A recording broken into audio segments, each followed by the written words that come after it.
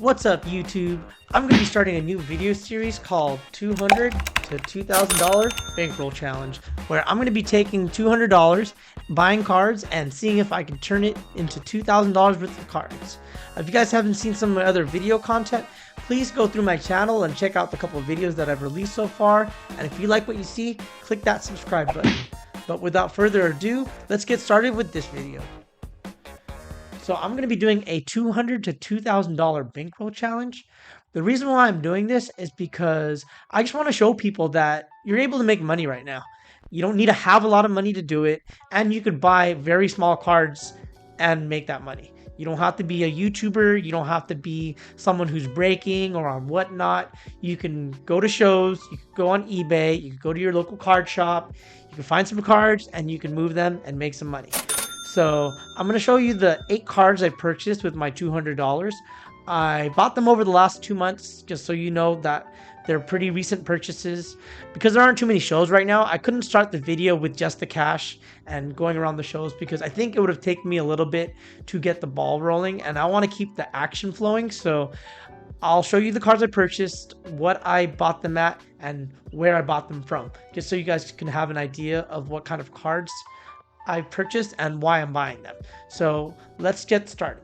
All right, so the first card I want to talk about is this Jambalaya Toad. It's a Marvel card from 2018.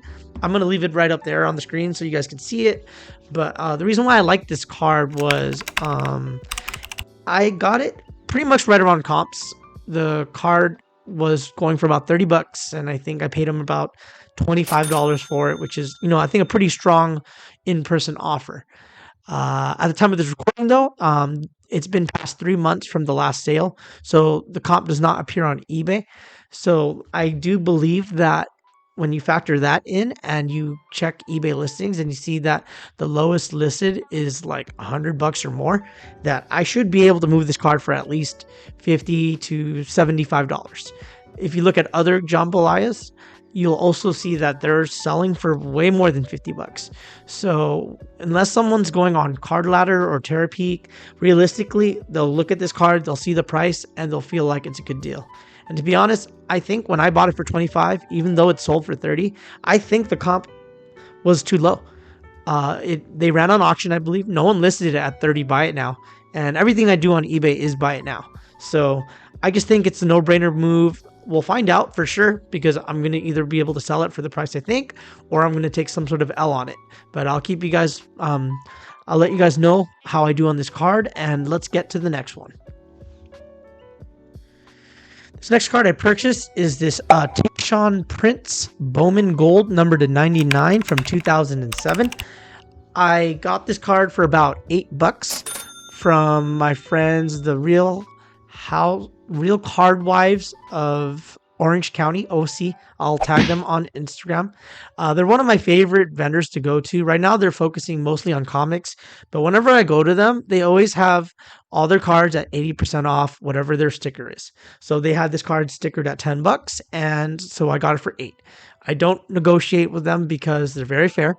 And when I looked up this card, there are sales at like $15 or so, but I think I'll be able to move it closer to 20. And even if I move it at 15, I'm going to make a few bucks on it.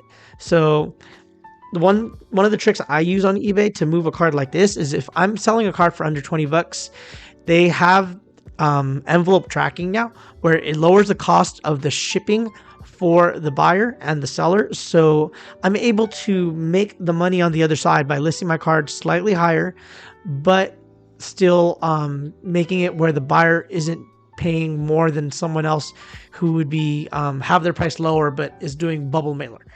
So I ship it as good as possible, and I'll probably make a video in the future about how I do my shipping, but I think I'll be able to make between $5 and $8 on this card, which is pretty good. So let's get on to the next card. The next card is technically 3 cards. I purchased them from my guy FOMO Collectibles, Charlie. Anyone from the OC area who does cards should know him. He's, a really cool dude and always gives the deals. So I bought a lot of cards from him. Like, I believe I bought Panini points and Marvel cards. So I picked out 3 of the Marvel cards that I purchased from him.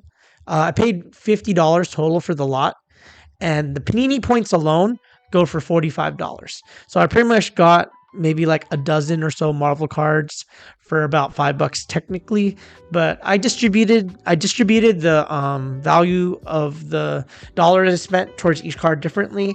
So I called this card $10 and I called these cards $1 a piece. So the reason why, these cards are going to be no-brainers is there's comps on them.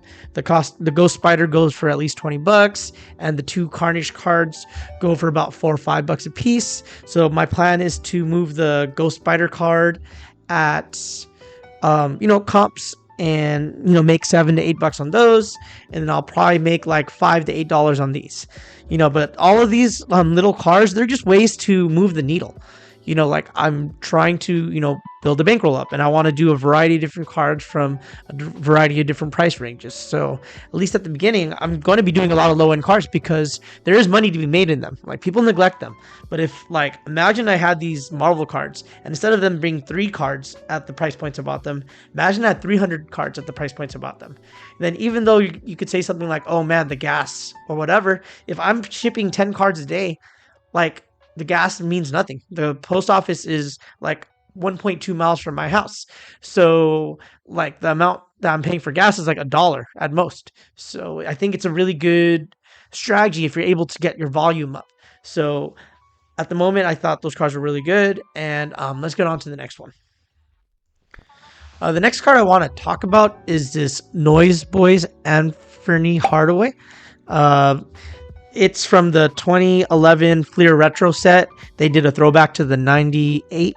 I think it's the 98 version of these cards that go for way more. But this card I purchased from Burbank Sports Cards, believe it or not. And it's one of those things where I'm sure you're wondering, how are you going to make money from a place like Burbank Cards when they sell things at comps or slightly above comps? Well, this card I purchased for about $75, and that's about what the last comp was doing. I think it did 70, to be honest. So I actually paid over comps. But the reason why I liked it was, I believe the sale was June, July, August. Okay, I think it was mid-June, right? And I bought this card mid-September, which means in a few days the card's comp was going to go away. And that, I think that's, again, like I mentioned from the previous card, the Jambalaya Toad, I live and breathe in those spots, because as soon as the comp goes away and the card is rare enough, you can set the market again. Obviously I'm not going to get someone who can buy it on, who uses Card Ladder or Terapeak, but I'm able to definitely take advantage of the fact that there aren't any available, and I could sell it for more. So, I got it for 75, and I'm projecting to be able to move it for between 120 and 150 on eBay before fees. So I'm expecting to do some pretty good damage with that card. And let's get on to the next card. So the next card I want to talk about is this Venusaur Shadowless from Base Set. I bought it at the Arizona State Card Show, hosted by Collectibles on College. Give them a follow. I purchased it at my table, and I bought a bulk deal of Pokemon cards. I spent about $120 on the lot, and I sold about half of it. So that means this card's worth about $60. At the moment, that's what I purchased it for. I believe I'm going to be able to move it for over 100, if not closer to 150. It just depends. But the reason why I thought this card was a good deal was because comps were all over the place. So when I purchased it, I was able to get it at the lower end of the range. But to be honest, the card is pretty clean. I don't know if it's gradable. I don't think it is. Not good enough where it's worth it. But I think I could sell it in the higher end of the range. So those are other cards I like, especially that usually works really well in Pokemon. So that's the kind of cards I'm looking for, stuff where I can exploit different rules when it comes to how people perceive cards. And that's why I really liked that one. Before I get to the last card, if you haven't had a chance to, please check out my other videos, like and subscribe. If you like this video, click the like button right now. I'll give you guys a second. Cool. So I hope you clicked it right there. If you didn't, it's okay. Maybe you need to see this last card before you click that like button. But let's get on to it.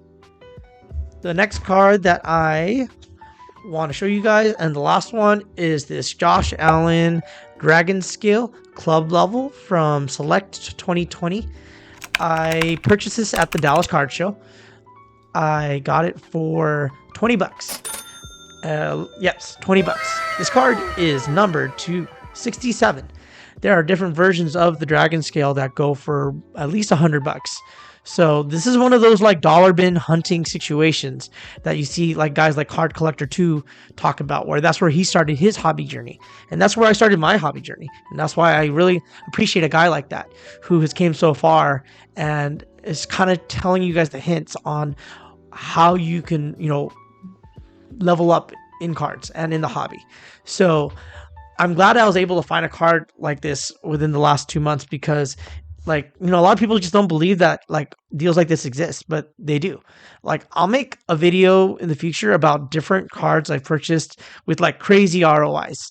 And I think people will like stuff like that. But back to this card. So yeah, this card has sold for well over, not well over 100, but at least 100 bucks. And because I bought it at 20 bucks, like, this is going to be the card that pushes the bankroll challenge forward drastically if I'm able to move the card. So that's the reason why I showed it as my last card, because I wanted you guys to see that like I've given myself an arsenal of purchases that will set me up for success.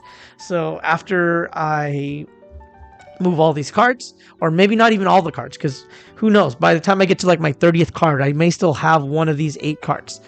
But that's okay, because that's why you have to give yourself variety and an arsenal, so you can just keep the ball rolling. And it's okay to get stuck on cards, because as long as you're up and you can get your capital back, and then you can continue on. So there might be a point where I take an L on some of these cards, but maybe I won't, who knows. But I'm going to find out, and I'll keep you guys posted on how I'm doing. I'll make a video every few weeks or once a month with updates on how the challenge is going. And I'll try my best to show you guys videos of me purchasing new cards, because I'm starting the challenge and I know that's happening. If I buy a card at a good deal, I'll show you guys the clips if I'm capable of doing so. But thank you guys for watching, and I hope you guys follow along with the challenge. I'll make sure to post on Instagram live as I purchase cards for the challenge, so you guys can kind of give yourselves like a little bit of a sneak peek on how I'm doing through, between videos. So thanks for watching, and I hope you guys have a great day.